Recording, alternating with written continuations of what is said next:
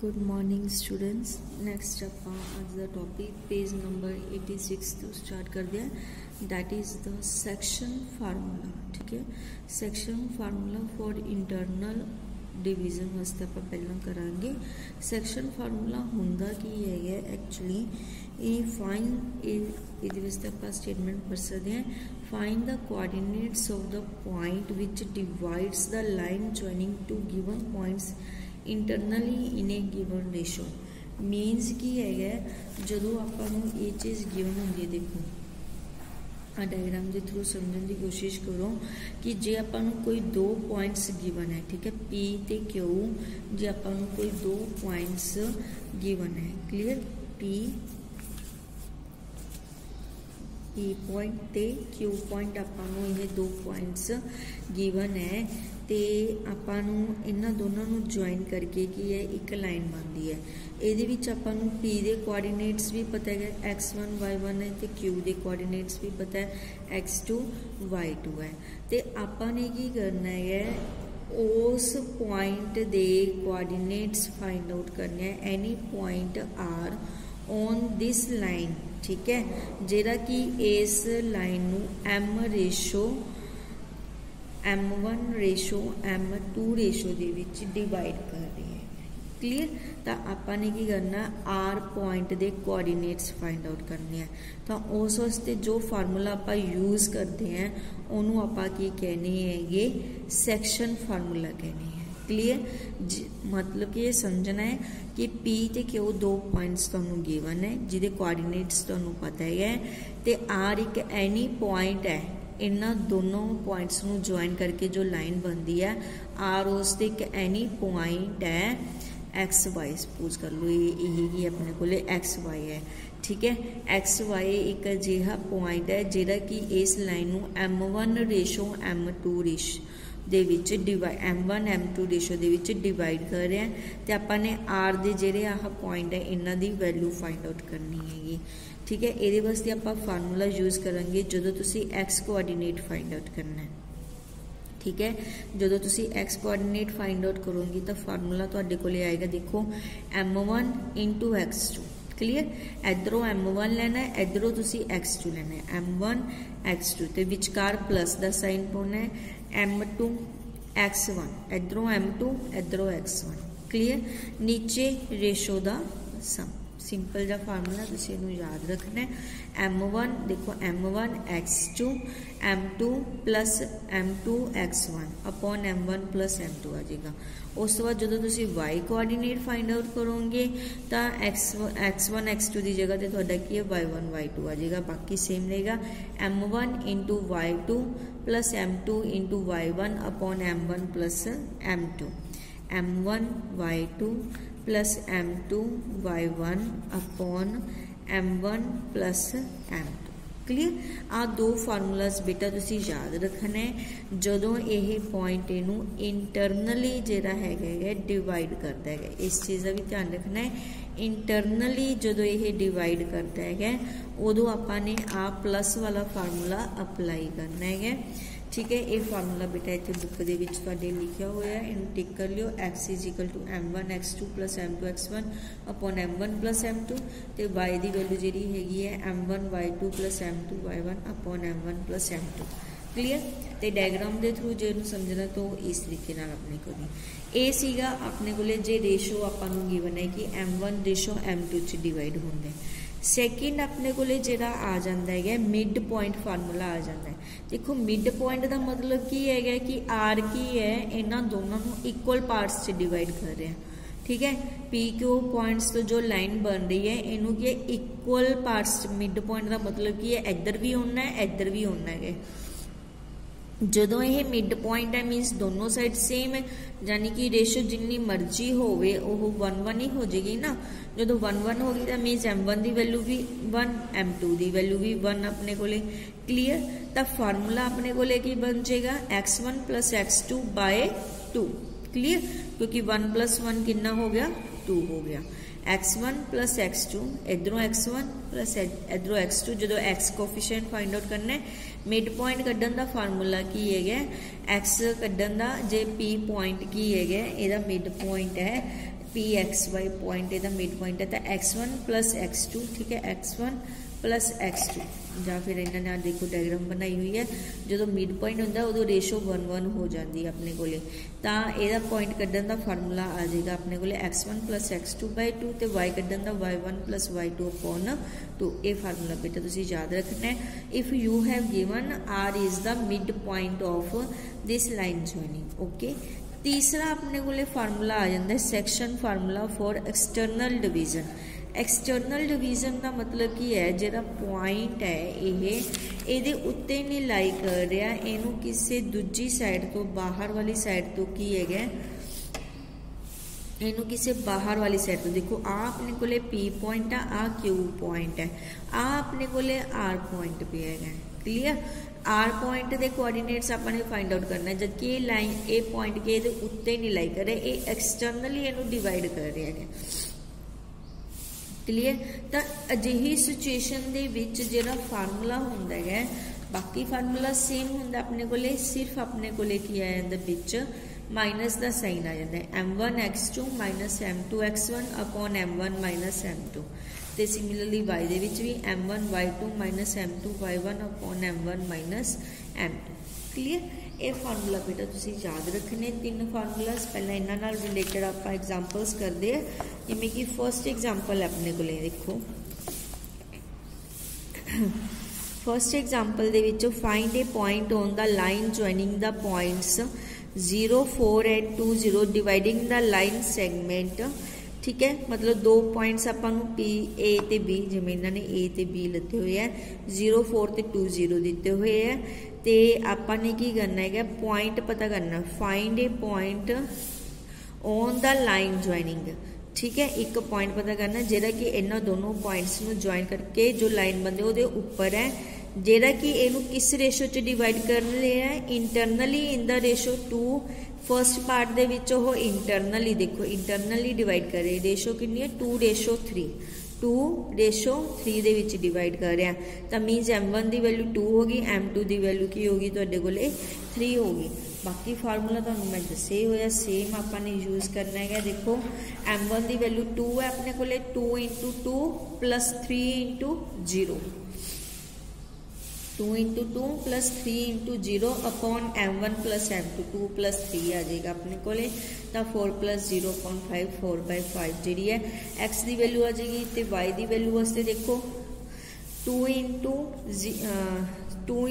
0 तो 3 × 4 अपने कोले आ जाएगा 2 × 0 प्लस 3 × 4 2 प्लस 3 यदी वैल्यू अपने कोले 12/5 होगी यानी कि एक्स वाई कोआर्डीनेट्स किन्ने आ गए अपने कोले 4/5 ते 12/5। उस तो बाद सैकेंड पार्ट च इन्होंने की किया एक्सटर्नली इन द रेशो यानी कि जो पॉइंट है वो एक्सटर्नली डिवाइड कर रहे हैं 3:2 दे विच डिवाइड कर रहे हैं क्लीयर। तो ये अपने को की मैं तुहानू दस्सिया सी बाकी सेम है फार्मूला तुसी माइनस लगा सकते हो इन्होंने किया 3:2 इत्थे माइनस लगा दिता फार्मूला सेम रखा गया -2 इत्थे लगा दिता वो चाहे तुसी इत्थे लगा दो बेटा चाहे फार्मूले च लगा दो उहदे नाल कोई फर्क नहीं पैंदा गा तुहाडा प्रोसैस सेम ही रहेगा 3 × 2 -2 × 0 करोगे तो वैल्यू की आ जाएगी तुहाडे कोले 3 - 2 1 आ जाएगा नीचे 6 आ जाएगा ओके वाई भी इस तरीके आपने कैलकुलेट करना तो 6 - 8 जोड़े है ये एक्सटर्नल पॉइंट्स आ जाते हैं। उस तो बाद एग्जाम्पल नंबर 2 एग्जाम्पल नंबर 2 दे विच देखो की है find the ratio in which the x axis divides the line segment joining points 7 - 3 and 5 - 2 मतलब की है इस आपने पता करना फाइंड द रेशो आपने रेशो पता करनी है ठीक है पहले तो अपन रेशो गिवन सी हुण आपने रेशो पता करनी है इन विच द एक्स एक्सिस जी है एक्स एक्सिस की हैगी कट रही है कि डिवाइड कर रही है line segment joining the points आपां नूं गिवन है एक्स एक्सिस इनू कट रही हैगी। क्लीयर, यानी कि जे आह अपने कोले लाइन है ए ते बी नू ज्वाइन करके आह वाली लाइन है तो आह एक्स एक्सिस जी हैगी है इनू पी पॉइंट के उत्ते कट कर रही है। तो सपोज कर लिया कि जो पी पॉइंट है वो इनू K/1 दे विच डिवाइड कर रहा, तो आप के दी वैल्यू फाइंड आउट करांगे। ओके, अपने रेशो जी सपोज कर ली K/1 है, तो जे हुण अपने कोले एक्स एक्सिस K/1 दे विच इनू डिवाइड कर रही है, तो आप पी दे कोआर्डीनेट्स कर सकते हैं ना इस रेशो के according, K × 5 × K 1 × 7, okay, plus 1 × 7, तो 7 आ जाएगा 5K + 7 अपॉन K + 1।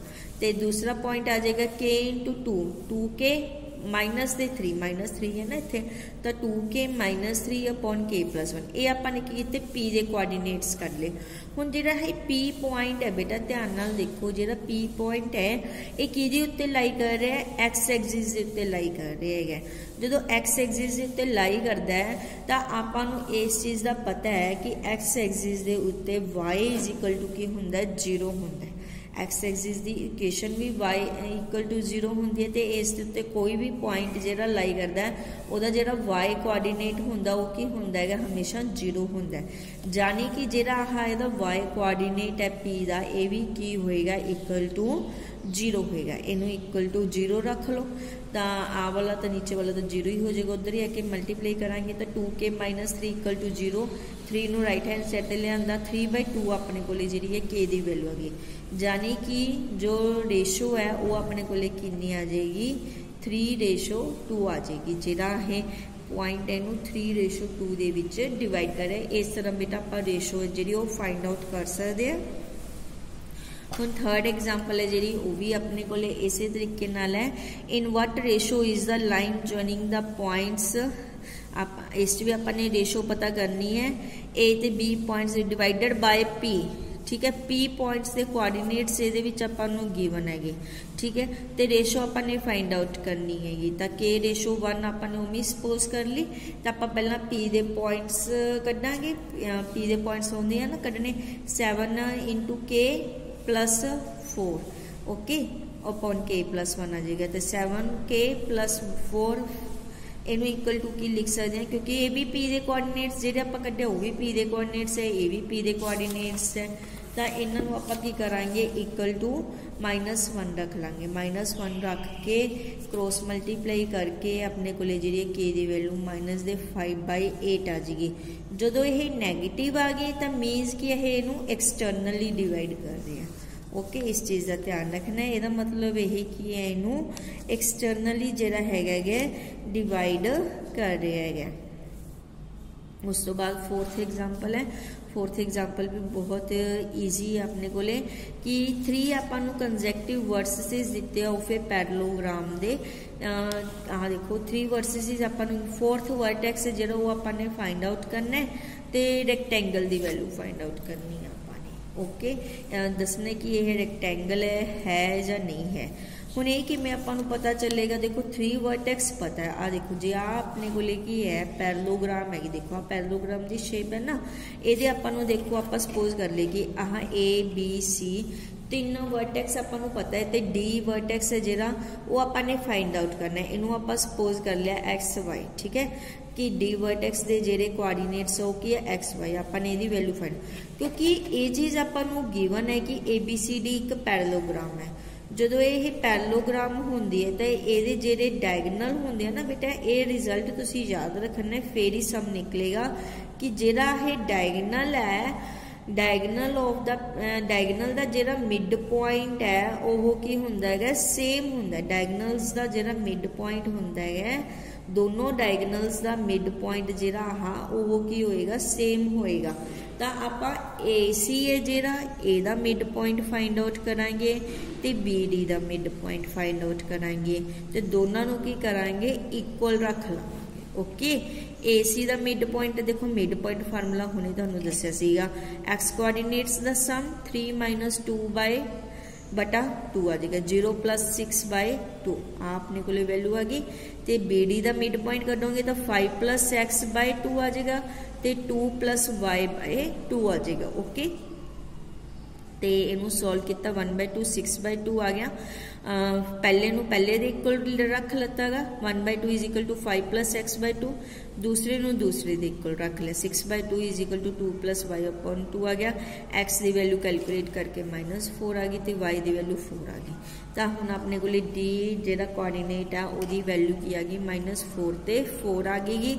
उस तो बाद तुसी लास्ट एक्सरसाइज तुहानू डिस्टेंस फार्मूला करवाया सीगा। पैरेललोग्राम तो गिवन ही है। रैक्टेंगल वास्ते की होना चाहिए, ये डायगनल भी इक्वल होने चाहिए। जो डायगनल इक्वल हो जाना तो यह की है रैक्टेंगल बन जाएगी। तो आप AC डायगनल है जिहड़ा यदी लेंथ डिस्टेंस फार्मूला अप्लाई करके कढ़ ली, BD की डिस्टेंस फार्मूला अप्लाई करके आपने लेंथ कर ली। दोनों लेंथ्स की है इक्वल नहीं आईया, देखो दोनों लेंथ्स इक्वल नहीं आईया तो मीनस ये कि it is not a rectangle, यह रैक्टेंगल नहीं हैगी अपने को। क्लीयर बेटा, इस तरीके नाल आपने जिहड़ा हैगा सैक्शन फार्मूला ते मिड पॉइंट फार्मूला यूज करके आप जिहड़े हैगे सम्स नू कर सकते हैं। 3rd B एक्सरसाइज दे पहले जिहड़े हैगे अपने कोले 6 सवाल, ठीक है 7 सवाल है जिहड़े वो तुसीं इसे तरीके नाल कर सकते होगे।